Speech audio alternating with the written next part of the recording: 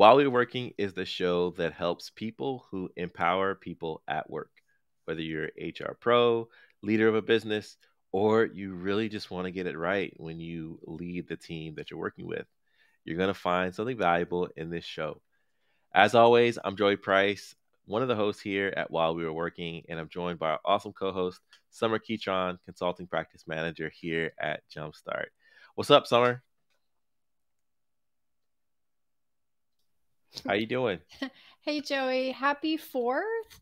Are you Yes. doing anything fun and exciting with the family? With the family, we're going to get out and spend some time probably watching the fireworks outside. So, looking forward to that happening. And I just got a new addition to the family. So, we got a boat. I want to spend as much time out there as possible, making new memories and just meeting new friends out there. So, we're going to have some fun this 4th. What about you? Yeah, I love that. Be safe out there. I know the 4th on the water can be a little bit crazy in all Yeah. areas. I'm just laying low. I'm just going to use the time to catch up on things around the house that it just seems like there's never enough time to do. But that's always great when you get them done. You can look back and say, wow, I really put that day to use. And then Yeah. maybe cook something on the grill and celebrate in a small way. Yeah, awesome. Hey, look, we've got a really great show for you all today.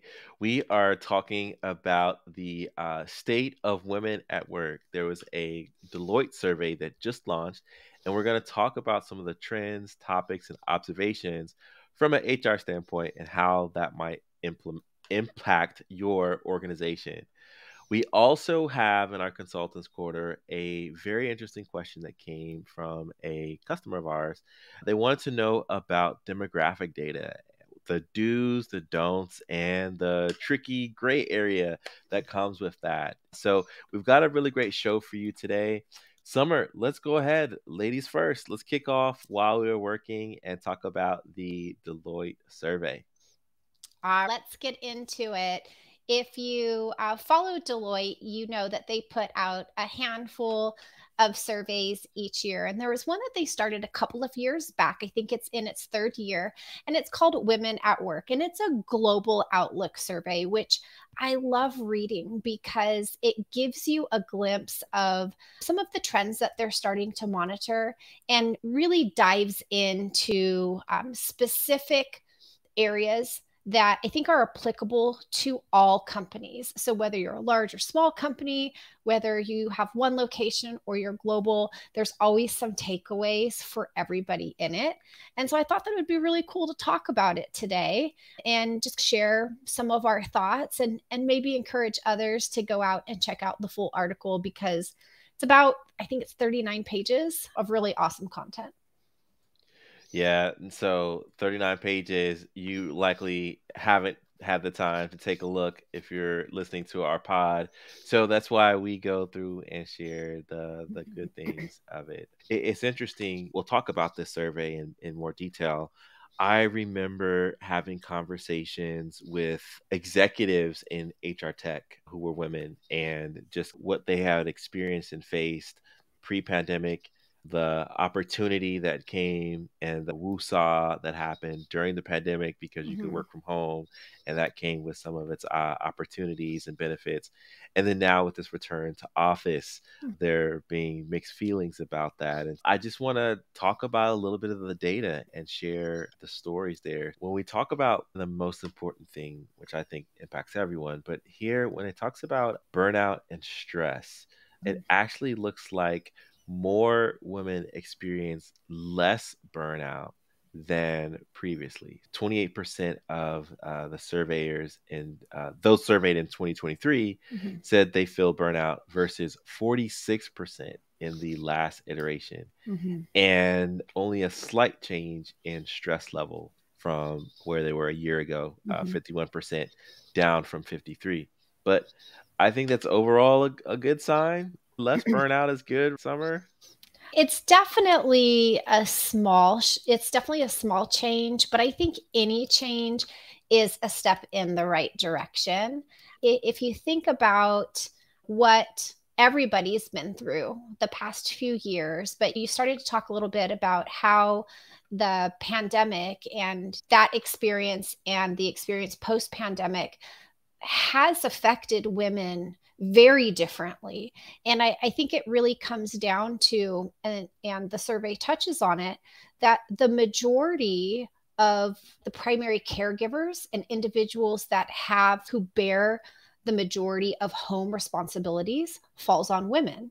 So if you think about that freedom that individuals who were able to work from home gained with that flexibility to manage those responsibilities a little better in some cases. In others, it was more challenging because they had now maybe young children at home who were trying to homeschool. Regardless, there's been this roller coaster. And so it's great to me to see that there's been some improvements in some areas, but I do think there's still such a long road ahead before we can make the change that's truly necessary. And I think starting to analyze the data is really the first step, so you know what work still needs to be done. Yeah, maybe we could make this practical from the standpoint of some of the conversations that you're hearing with some of our clients. Do you think that this data is lining up with what you're hearing in those conversations? A couple things really do stand out to me. One is the emphasis on mental health as a whole. I think it's always been a topic, but it's really been something that has come front and center for the conversations I've had over really the past 2 to 3 years. And it's also organizations wanting to find out how can they specifically change some of their policies and their practices to allow greater flexibility and to support women who have what we talked about, those additional home responsibilities, that stress, and finding out not only what type of internal leaves, paid time off programs, benefit enhancements to their existing programs, really thinking about what that looks like for them to just add those extra layers of support. Yeah. Yeah. No, that's helpful. That's helpful to know because sometimes there's the tale of two cities almost, right? There's what we see in the statistical research world, and then there's what we're seeing actually playing out in practice. And it sounds like there's a bit of an overlap between what we're seeing with our clients and then what the study bubbles up.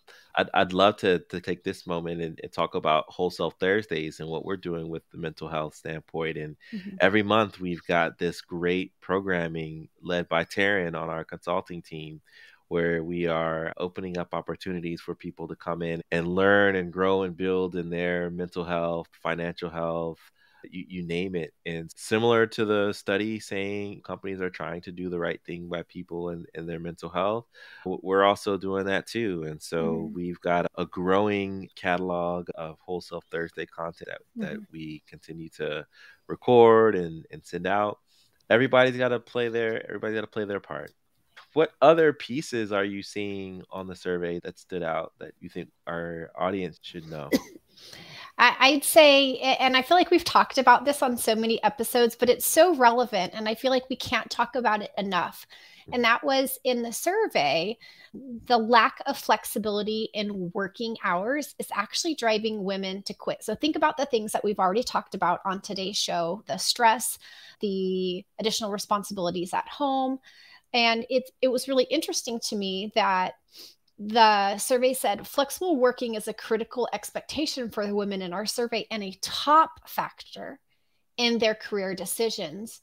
But yet, less than a quarter of the women who say they had a high degree of flexibility over where and when they work actually lacked flexibility around working hours. So think about that because we have a couple clients who have really taken this to heart lately. Mm-hmm. And some of the changes that they've implemented that their team members have really embraced and praised them for, one of them has done a reduced work week. So typically the typical schedule is around 40 hours. They've said ours is 35. And they're even contemplating going to a 4-day work week, but still maintaining an 8-hour day, which would be 32 hours. Yeah. So I thought that's really awesome. They're also a global organization, Joey, Mm-hmm. and they've given a lot of freedom to their team members because they're not really like customer facing per se, Mhm. to say that they have a great degree of the hours that they do their work. So they've built some core hours so that you can anticipate having some overlap with your fellow teammates at certain times. But other than that, they're free to perform their work any other time that works well for them during the work week. And if you look at the survey and that women are quitting because they're lacking that flexibility, it's a huge win for them. Yeah, I've always been a proponent of just get the work done by the deadline. And the what matters more than the how, because we're all very different, whether it's our schedules, whether it's even, we talked about mental health, but like even our neurodiversity. And there's so many factors that can change what's a sweet spot for someone to get their work done. Mm-hmm. And I think we should all be more open and available to letting responsible adults determine when they can get their work done.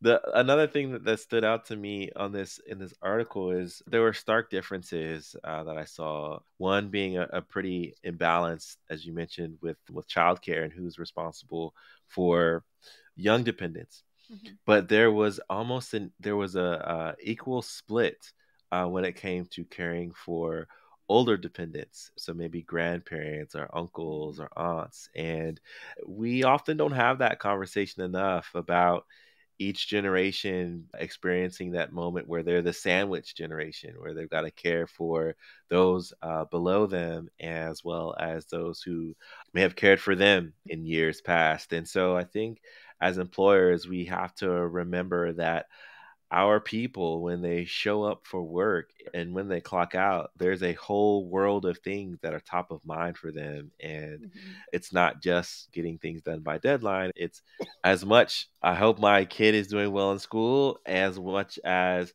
I hope the nurses are taking care of my aging parent. Mm-hmm. And there are a lot of emotions tied up into that. There's finances tied up into that, all of that. Just making sure that we're empowering our people to make good decisions, Mm-hmm. giving them the time to do that as well.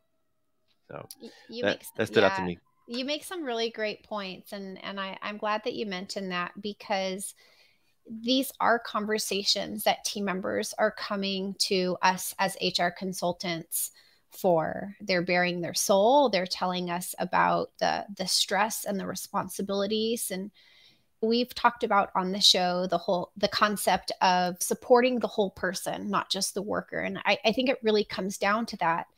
In this survey, something that I thought was really, really sad, really unfortunate, really an area that we definitely need to, as HR professionals, business leaders, managers, I think take a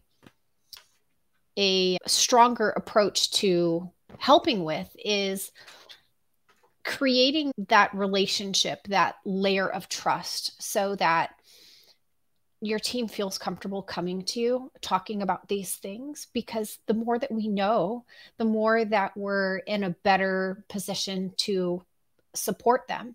In the survey, when we talk about women who wanted flexibility around their working hours, it mentions that 1 in 3 actually left their employer due to the lack of flexibility. But here's the shocker: of those, 97% believed that if they asked for flexible work, it could adversely impact their chances for promotion. And that to me is, it's really disappointing. It's really disappointing because it tells me that they're willing to leave their employer and they didn't feel like if they asked for what they genuinely needed, that they could, and that it would be okay. Yeah. Yeah. Wow. And I'm sure there are quite a few people who are listening to this and maybe they feel that same sentiment Mm-hmm. about where they're working.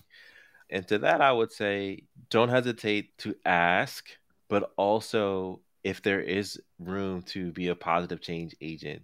I always believe that culture can be changed from the inside out. And Mm-hmm. so if it's not a good idea to ask for flexibility today, maybe take inventory and say, what would that look like to ask for that flexibility in Mhm. the future, and how can I be a part of that?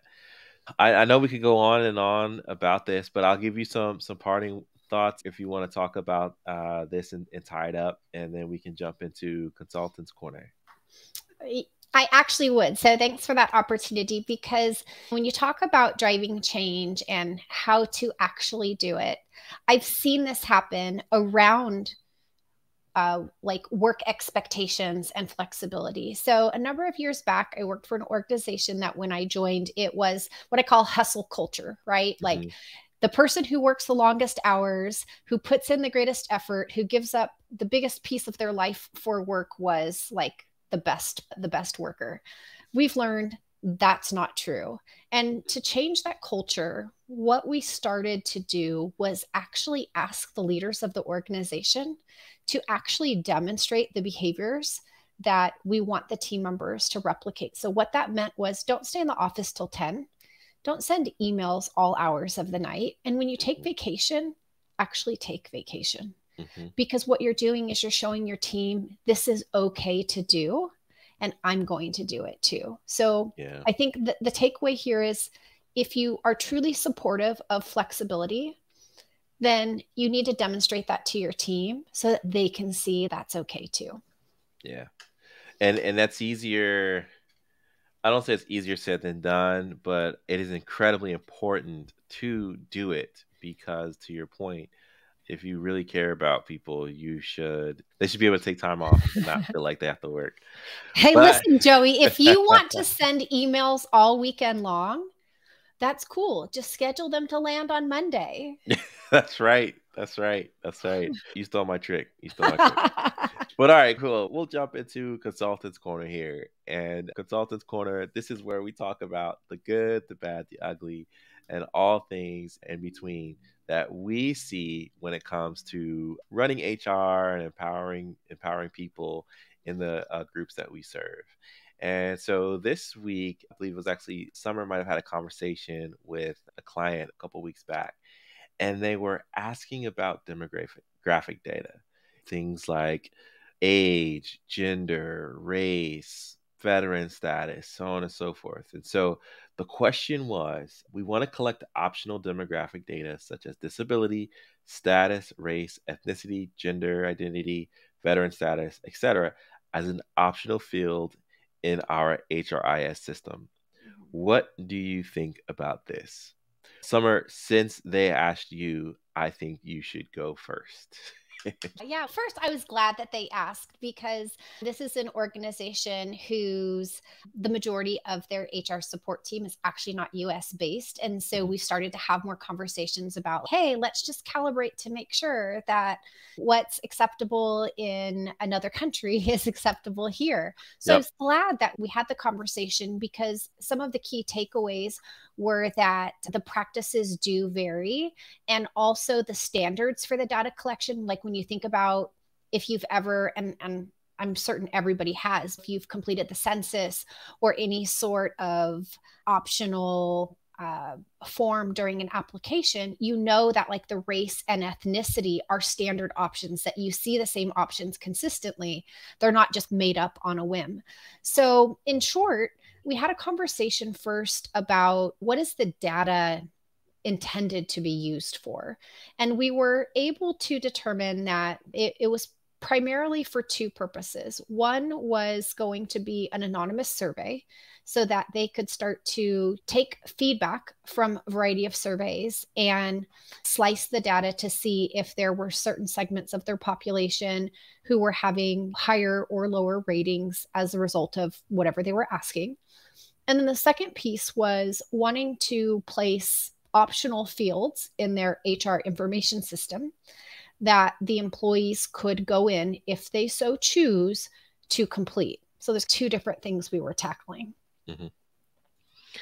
And so the tricky thing about demographic data is, to your point, Summer, like you can do quite a bit of good when you know your team, and obviously data helps us make really good decisions, right? Mhm. Um, it's just such a tricky thing because on one end there is the federal contracting space where, or government contracting in general, where it's very important, especially if you're a certain size. It's important and mandatory that you track the demographic data of applicants so that you can show your processes are equitable and are not producing what's called disparate impact, or where people are not getting jobs in your organization from different demographic spaces. So on one end and in one circumstance, it's required. But in other circumstances, there can be gray area, there could be harm. It's all in the execution, and it's all in the execution. But what are your deeper thoughts? I know we were talking about this before the show, and you were pretty excited about this conversation. So yeah, where does a group go if they're listening to this and they're like, yeah, we should be tracking data, but we're afraid of getting it wrong?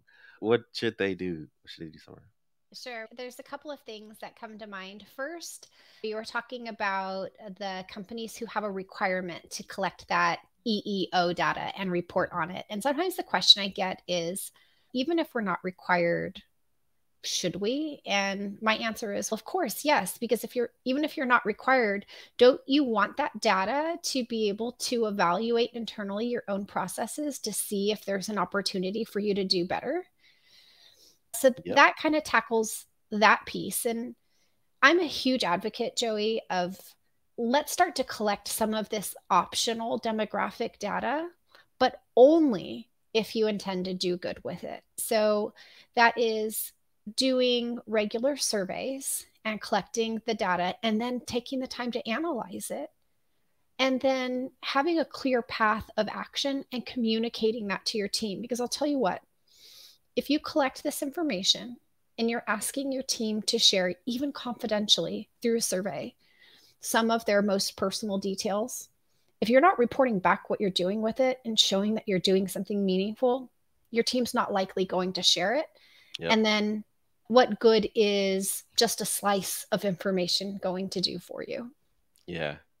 Yeah, and so I think of some of the good that can be done from collecting this sort of data. I think one example is I think about pay equity. Mm-hmm. And if we're able to identify people in different demographic categories, making sure that compensation isn't unbalanced for one demographic group versus another. Mm-hmm. I could think of affinity or resource groups that could be created and started and championed because a population exists within your organization that maybe you didn't know about. From a disabilities perspective, maybe that even factors in things like the workplace design and how you shape the place of work, or if people are working remotely, the tools that they have to reasonable accommodations to support them. So there's a lot of good you can do from the data, and it all Mm-hmm. gets back to empowering people to give their best and get their best from work. Yeah. Cool. And one of the things that I wanted to add was we've talked a little bit about capturing data anonymously and capturing it through a survey to be used for analyzing some results and creating a plan. But part of the kind of the second piece of the question that this client asked when I talked about they wanted to collect this data within their HR system, which would be tied to a record, and it was going to be voluntary, which meant if you didn't want to put it, no problem. But if you did, there was a space for you to report on any of those items that you mentioned, Joey, and then even a few more. And when I started to talk to the team about this, I said, listen, I totally get this is a progressive organization, that your intention is good.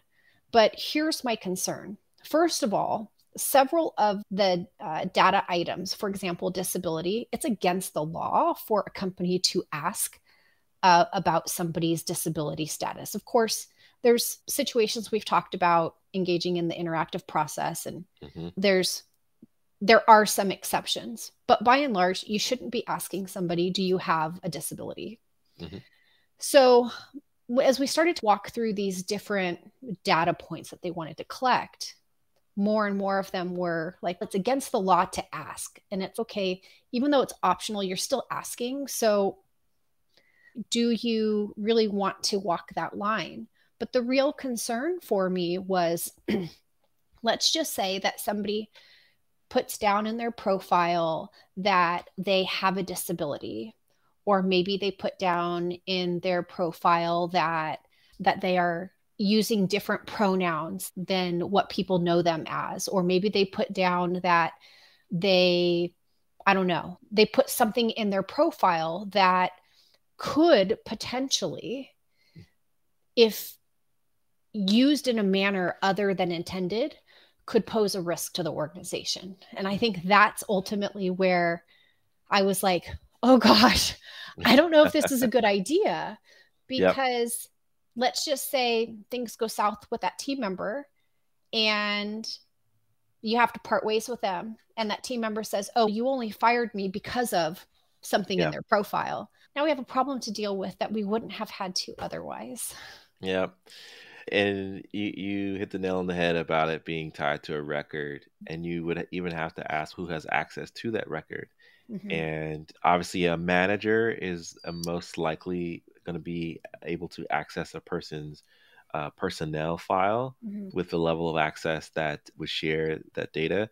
And so it could be very tricky giving people that level of access. So from an HRIS standpoint, it's probably not first of all, consult with us case by case basis, because every state is different. Yeah. Counties, jurisdictions, you name it. There could be different laws mm-hmm. depending on where you are. We're not giving legal advice. We're just saying these are the things you might want to check before you roll it out. Mm-hmm. And instead of an HRIS, maybe we do that on a survey, mm-hmm. something where the aggregate data is only shared with the people who it's meant to be shared with. Mm-hmm.